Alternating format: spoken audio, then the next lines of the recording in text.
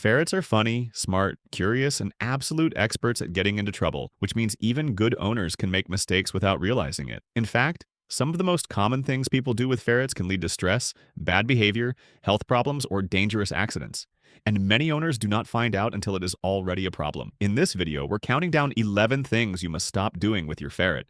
From feeding mistakes and overbathing, to hidden household dangers and bad habits that could be making your ferret's life worse without you even knowing it. If you love your ferret and want to keep it happy, safe, and healthy, keep watching, because some of these are much more important than most people realize. Number 11, using dusty litter or unsafe bedding. This is one of those mistakes that does not look serious at first, which is exactly why so many ferret owners get it wrong. A lot of people just grab whatever litter or bedding looks cheap, soft, or easy to clean. But if it creates a lot of dust, has strong scents, or uses harsh chemicals, it can make your ferret's space much worse instead of better. Dusty materials can irritate small pets' breathing, and animal welfare guidance recommends choosing dust-free or dust-extracted bedding and avoiding deodorizing or chemically treated products. The problem is, your ferret is down in that bedding every single day, sleeping in it, digging in it, sniffing around in it, and breathing it in close up. So even if it does not seem like a huge deal to you, to your ferret, it can be a constant irritation. And that is why this is such an easy mistake to miss, because the bedding might look clean and harmless while quietly making their environment more uncomfortable than it should be. A much better move is to use a low-dust, ferret-safe bedding or litter, keep the area clean, and pay attention to anything scented, dusty, or messy that could hang in the air. Because with ferrets, even something as simple as the stuff on the floor can make a bigger difference than people realize. Number 10, bathing them too often. This sounds like good care, doesn't it? Your ferret starts to smell a bit stronger than usual, so you think, no problem, bath time. Nice clean ferret, nice clean smell, problem solved. Except with ferrets, that plan can backfire badly, because the more you bathe them, the more their skin can dry out. And then their body works even harder to replace those natural oils. So instead of ending up with a fresher smelling ferret, you can actually end up with one that smells even stronger, which is a bit rude really considering all the effort. And this catches a lot of owners off guard because bathing feels like the obvious fix. If something smells, you wash it. That works for a lot of things. Ferrets, though, like to make life difficult. Their natural scent is part of being a ferret, so trying to scrub that away too often can just turn into a cycle where you keep bathing them, they keep producing more oil, and nobody wins. Not you, not the ferret, and definitely not the towel. The smarter move is to stop overdoing baths and focus more on keeping their bedding, litter area, and living space clean instead. Because sometimes it is not the ferret that is the main problem. It is the stuff they sleep on, roll in, drag around, and somehow turn into a tiny stink factory. So if you have been reaching for the shampoo every time your ferret gets a bit whiffy, this is one thing you really need to stop doing. It sounds helpful, but it can make the whole problem worse. Number 9, keeping them in a tiny cage all day. This is one of the biggest mistakes people make with ferrets, especially if they are new to owning one. Because from a distance, a ferret looks like the sort of pet that would be happy in a cage most of the time. Small animal, small space, job done. But ferrets do not see it that way at all. These little things are basically long, furry chaos tubes with legs. They want to run, climb, sniff, explore, steal random objects, and investigate parts of your house they have absolutely no business being in. So when a ferret gets stuck in a tiny cage all day, it is not just boring for them. It can make them frustrated, restless, and much harder to handle. You might start thinking your ferret is moody, hyper, or acting up for no reason, when really it is stuck with all that energy and nowhere to put it. That is a bit like locking a toddler in a cupboard with one toy and expecting a calm attitude. It is not going to happen. Now, obviously, ferrets do need a safe enclosure for sleeping, resting, and when you cannot supervise them. But keeping them shut away for most of the day is where owners get it wrong. They need regular time out to move properly and use their brains, not just pace around the same little space over and over. Because if your ferret spends all day staring through cage bars like it is serving a sentence, that is a pretty good sign something needs to change. Number 8, keeping just one without enough attention or stimulation. Now this one can be a little touchy because yes, some people do keep one ferret and it can work out fine. But the part people forget is that one ferret on its own does not mean less work. It usually means more. Because if your ferret does not have another ferret to wrestle with,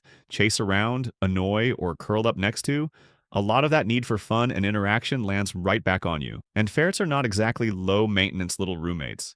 They get bored fast. They want action.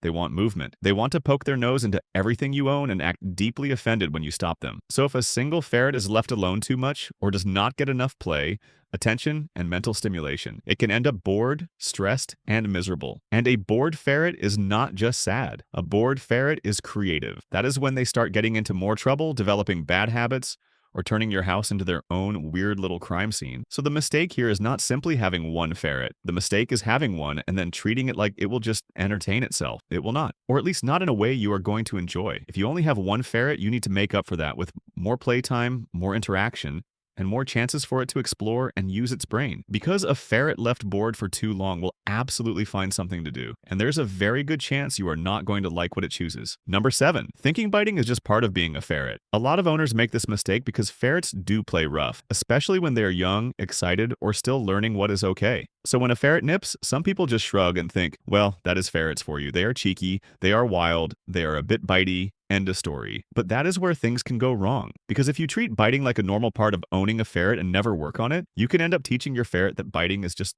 how it gets what it wants. And let's be honest, a little nip is one thing, but when your ferret latches on like it is trying to win an argument, suddenly it is not so cute anymore. It also makes handling them harder, makes new people nervous, and can turn everyday playtime into something that feels more like a tiny furry attack session. Then owners start saying their ferret is mean, when really the ferret may have just never been taught any better. The key thing to understand is that biting can have different causes. Sometimes it is play, sometimes fear, sometimes excitement, and sometimes your ferret is basically saying, I have too much energy and no idea what to do with it. So instead of brushing it off, the smarter move is to work on gentle handling, proper play, routine, and training early. Because the longer biting gets ignored, the more it can become a habit. And nobody wants to explain to visitors that the pet on the floor is friendly right before it launches itself at someone's ankle. Number 6, leaving human food and drinks where they can reach them. This is one of those mistakes people laugh about right up until their ferret has stolen something it absolutely should not have. Because ferrets are sneaky. They are fast, nosy, and weirdly determined when food is involved. You might think your snack is safe because it is only sitting there for a minute, but to a ferret, that is more than enough time to launch a tiny undercover mission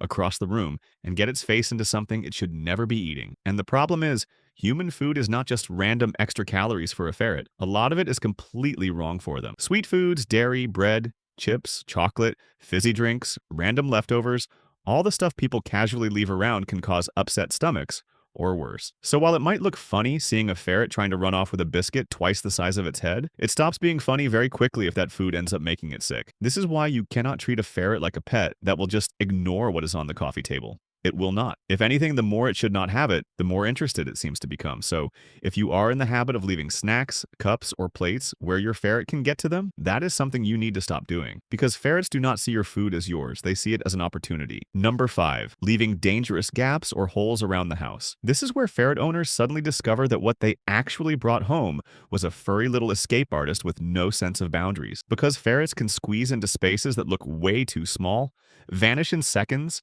and somehow appear in places that make absolutely no sense. Behind cupboards, under lounges, inside recliners, behind appliances, inside torn fabric under furniture, even in gaps you did not notice existed until the ferret found them for you. And that is what makes this mistake so dangerous. It is not always about a big, obvious hole in the wall. Sometimes it is a tiny gap near a cabinet, a space behind the washing machine, or a ripped corner under a couch that looks like nothing to you but looks like a secret tunnel to your ferret. And once they get in there, good luck. You are suddenly crawling around the house, shaking food packets, calling their name like they're going to come running back with an apology. The worst part is, some of these spaces are not just hiding spots. They can be genuinely dangerous. Ferrets can get stuck, hurt, trapped, or chew on things they should never be near. So one of the smartest things you can do is get down low, look at your home from ferret level, and start checking every weird little gap you normally ignore. Because if there is a hole in your house, your ferret is probably already planning to investigate it. Number 4, not ferret-proofing cords and household hazards. If you have a ferret, you cannot just make your house look tidy and assume that means it is safe. Ferrets are not out there admiring your cleaning. They are out there looking for trouble. And unfortunately, trouble is everywhere. Electrical cords, chargers, cleaning products, open bins, recliner chairs, small sharp objects, plastic bags, open doors, low cupboards, even things like toilets or full buckets of water can all turn into hazards way faster than people expect. The reason this catches owners out is because a lot of household dangers do not seem dangerous until you remember you are dealing with a curious little animal that loves to chew, climb, squeeze, dig, and stick its nose into everything. A cord on the floor does not look dramatic to you. To a ferret, it looks like something interesting to bite. A half-open cupboard looks like an invitation. A recliner looks like a perfect place to crawl inside and give you the worst fright of your life. And that is why basic pet proofing is not enough with ferrets. ferrets. You really do have to think like a tiny furry criminal with too much confidence and no survival instinct. Because if you do not go around the house spotting these hazards before your ferret does, your ferret will absolutely do the scouting for you, and usually at the worst possible moment. Number 3, letting them play with unsafe toys or rubber objects. This is one of those ferret owner mistakes that can go from cute to terrifying very fast, because at first it just looks funny. Your ferret grabs something random, drags it off like it has found buried treasure, and disappears under a couch with it. Very entertaining, very classic ferret behavior. The problem is, ferrets do not exactly stop and think, should I really be chewing this? If it is soft, rubbery, squishy, or easy to bite, there is a good chance they're going to have a go at it. And that is where things get dangerous. Rubber toys, foam, soft plastic, bits of silicone, earbuds, shoe soles, remote buttons, hair ties, pencil grips, little pieces off dog toys. Ferrets can get obsessed with chewing on things that were never meant for them, and if they swallow even a small bit of that material, it can cause a blockage, which is not just a simple upset tummy. That is the kind of thing that can turn into a serious emergency before you know it. What makes this worse is that owners often do not notice right away. The toy still looks mostly there. The object seems fine. Meanwhile, your ferret may already have swallowed part of it and you would never know just by looking. So this is one habit you really need to stop. If a toy can break apart, peel, snap, squish, or be chewed into pieces, it is not worth the risk. Because ferrets are adorable, but they also have the decision-making skills of a tiny furry menace. Number 2, feeding them the wrong food. This is one of the biggest mistakes ferret owners make because a lot of people assume ferrets can eat like other small pets, or even like cats and dogs, as long as the food looks decent enough. But ferrets are very different. They are not little omnivores that can happily snack on whatever you have lying around. They are strict meat eaters, which means a lot of common foods. People offer them are just completely wrong for their body, and this is where owners get caught out. Because the bad foods are not always the obvious junk foods. Yes, giving a ferret sweets, bread, dairy, fruit, or random table scraps is a problem. But even some foods sold for pets can still be a bad fit if they are packed with the wrong ingredients. So while a ferret might look thrilled to chew on something tasty, that does not mean its body is thrilled about it. Ferrets are very good at acting excited about things that are a terrible idea. The reason this mistake matters so much is because food is not just a small detail. It affects your ferret's energy, digestion, health, and how well it does long term. So if you are feeding whatever is easy, whatever is cheap, or whatever your ferret seems to like most, that is one thing you really need to stop. Because with ferrets, the wrong food is not just a harmless treat. It is one of the fastest ways to cause problems without even realizing it. Number 1, skipping vet checks because they seem fine. This is probably the most dangerous mistake on the whole list because ferrets can look perfectly normal right up until they really are not. Veterinary guidance for ferrets notes that they can hide signs of illness until a problem is already advanced, and routine wellness exams are recommended because subtle changes are easy to miss at home. And that is what catches people out. Your ferret is still waddling around, still being nosy,